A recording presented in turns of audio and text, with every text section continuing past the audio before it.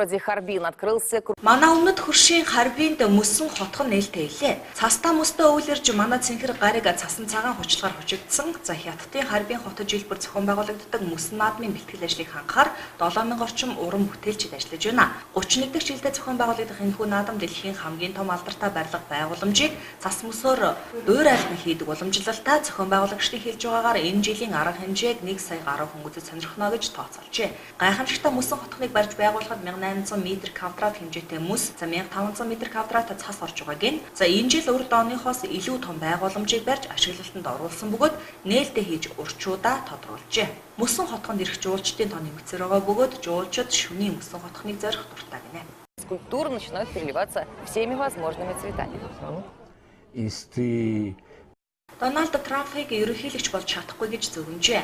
Мексикийн нэрт зөнч Антонио Васкуэс хэлэхдээ Америк нэгдсэн улсын ерөнхийлөгчийн сонгуульд өрсөлдөж байгаа түүнийг ялж чадахгүй гэсэн байна. Өнгөрсөн онд 50 гаруй жилийн дараа Америк нэгдсэн улстай дипломат харилцаа эргэн сэргэсний Куба улсын удирдагч Рауль Кастрог эрүүл мэндийн байдал муудна гэж зөвгнөж байсан удаатай.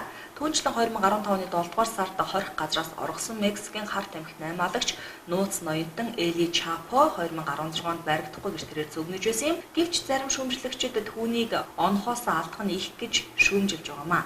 Тухайлбал зөнчийн хэлж байгаагаар Кубын удирдагч Фидель Кастро 2008 онд амьсгал хураана гэж зөвгнөж байсан удаатай. За мөн 2006 онд хөл бөмбөгийн дэлхийн аварга шалгаруулах тэмцээнд Герман улс ялна гэж хэлж байсан ч Итали улс дэлхийн аварга болсон юм а. Америк нэгдсэн улсын 2008 оны сонгуульд Барак Обамаг Мит Ромнид ялагдана гэж зөвгөнсөн ч Обама 2 жудаа дараалан Америк нэгдсэн улсын төрийн тэргүүнээр сонгогдсон юм а. Бесплодная пара. Таких семей 3 эхрийн нэгийг хөндлөхийг шаарджээ. 3 эхэр тээж байгаа нэгэн их Калифорни шүүхэд гомдол гаргасан байна. Хүүхдийн биологийн эцэг нь 3 эхэр биш 2 эхэр хүүхэдтэй болохыг хүссэн учраас эхрүүдийн нэгийг үр хөндлөхийг тээгч ихээс шаардаж тэгээгүй тохиолдолд ямар ч төлбөр төлөхгүй гэж сүрдүүлсэн байна. 47 настай тээгчийг за хүүхдээ үр хөндлөж чадахгүй гэж Лос Анжелесийн шүүхэд 47 хуудас гомдол гаргасан байна. Тус мужийн тээгч болох тухай хуулийг үндсэн хуультай зөрчилдсөн гэжээ. Кук хэмээхээ тээгч ихэд Жоржиа мужийн нэгнээр $33,000 төлж ихэр хүүхэдтэй болохоор 20 настай донор энд за бэлгийнээс суулгасан байна. Гэвч 9-7 хоногийн дараа тээж байгаа ураг нь 3 ихэр гэдгийг олж мэдснээр энэ бүхэн эхэлсэн гинэ. Тээгч энэ тухай хүүхдүүдийн авд хэлэхэд тэрээр 3 биш 2 хүүхэд захиасан учраас нэгийг нь үр хөндлөхийг шаардсан гин. За харин тээгчийг хүүхдүүдээ үр хөндлөхөөс шалтгаалж татгалзаж за хүүхдүүд асран хамгаалагчд олно гэдгээ хэлжээ. 23-7 хоногт тээгч яах учраа олохгүй хэцүү байдалд орж хүүхэд энхүү хандаад. биологическими родителями будет У составлен... КНДР появилась водородная бомба еще в декабре. Хойд Солонгос улс төрөгчийн бөмбөг төрсөн байна. 5 гарагийн өглөөгөр Хойд Солонгосын талаас улс төрөгчийн бөмбөг амжилттай төрсөн тухай мэдэгдсэн байна. Атомын бөмбөгөөс хүчин чадлын хувьд хэд дахин илүү улс төрөгчийн бөмбөг төрсөн нь өмнөд Солонгос болон Япон улсын аюул хөдлөлийг занал хийсэн үйлдэл боллоо гэж хоёр орны удирдагчид үзэж байна.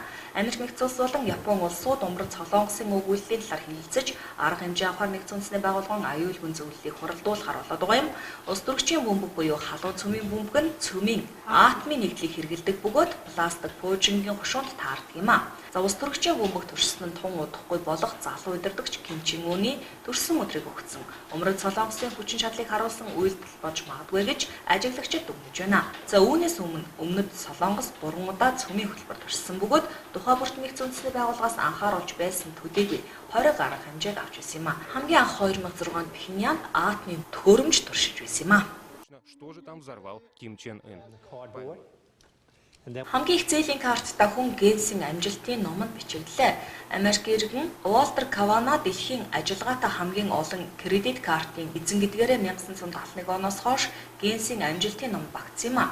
Гейтсийн амжилтын номын түүнийг ноён фантастик гэж нэрлэдэг байна. Өнөөдрийн байдлаар энэ хүн хүчин төгөлдөр 1497 ширхэг зээлийн картын цуглуулгад олжээ. Эдгээр картуудыг ашиглан авч болох зээлийн хэмжээний нийлбэр дүнгээр 1.7 сая доллартай тэнцдэг юм байна.